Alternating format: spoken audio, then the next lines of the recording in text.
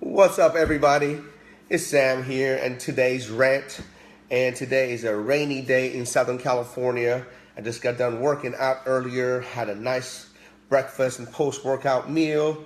I'm here sitting down in my sweats and just knocking out my goals one by one, just knocking them out, just laser focused because next couple of days I'm going to go to Big Bear with my family, and I know that I need to get everything done. And the next week after that, I have to go to a big business event for a week in Florida, so I'm going to be very busy. So I got to get as much done as possible before then.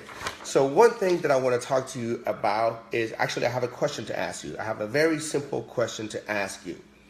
What did you want to be when you were little?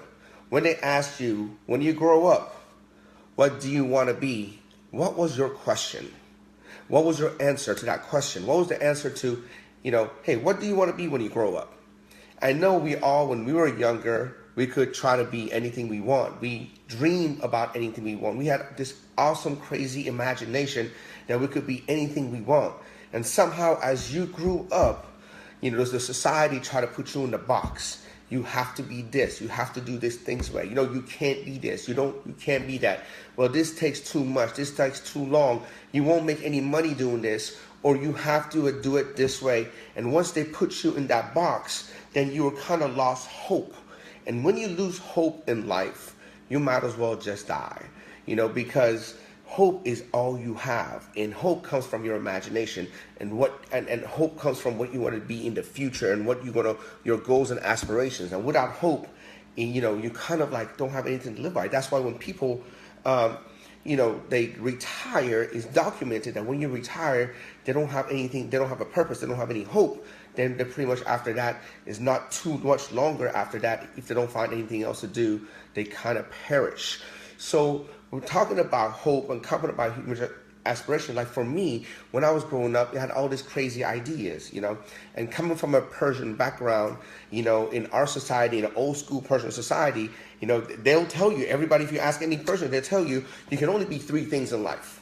You can either be a doctor, lawyer, or engineer. Because if you're not a doctor, lawyer, or engineer in the Persian society, you might as well just go lay down bricks, because you don't have no title. You have to have a title. Education is very important. They never told me to pursue my passion and go to become a passion. That's one of the reasons, if you notice, is that I have a doctorate degree. I have a doctorate degree in chiropractic, because when I grew up, my mom said you have to be a doctor, lawyer, or engineer. And you know what, Sam? I actually prefer you to be a doctor. And I didn't know anything about that. I just knew that that's the three things I had to be. So when I researched in high school the kind of doctors, I found a doctor that doesn't do surgery, there's no blood, and I found a doctor that's interested in muscle, bones, and all the things that pertain to bodybuilding. That's why I chose chiropractic. And I chose chiropractic to get the knowledge of all the muscles, origin, insertion, nerve supply, the physiology, biomechanics. So one day when I do get my doctorate degree and I can hand that to my mom, because that was her dream, not my dream, I can give it to her so she can call all her friends and brag to all her friends that her son is a doctor now. And now after I give that to her, I went on and started my own business as, a transformation expert, because the whole time I was going to school, I was doing my transformations, and I was, transforming my own body and bodybuilding, and I was doing that to my clients. So my question to you is, no matter where you are in life, never lose hope, never lose imagination, always dream big. You know what? It doesn't take any extra effort to dream big than it is to dream small. You might as well dream big. Les Brown said that, I'd rather, dream and aspire high and hit low and not reach it than reach a goal and set a low goal and reach it. Does that make sense? So as far as I'm concerned, man, go for the stars, go for the gutso, put your dreams so high and so big, your imagination so high, like when you were a kid. And when you do that, man, you have goals that kind of scare you. If your goals don't scare you, your goals are not big enough. So your goals have to be so scary that they kind of like keep you up at night, and you think about it, and you scheme about it, and in the morning you can't wait. You got to get up and you got to go to work at it, and That's why you need to go back to your childhood. And believe it or not, they say you can learn so much from just watching children.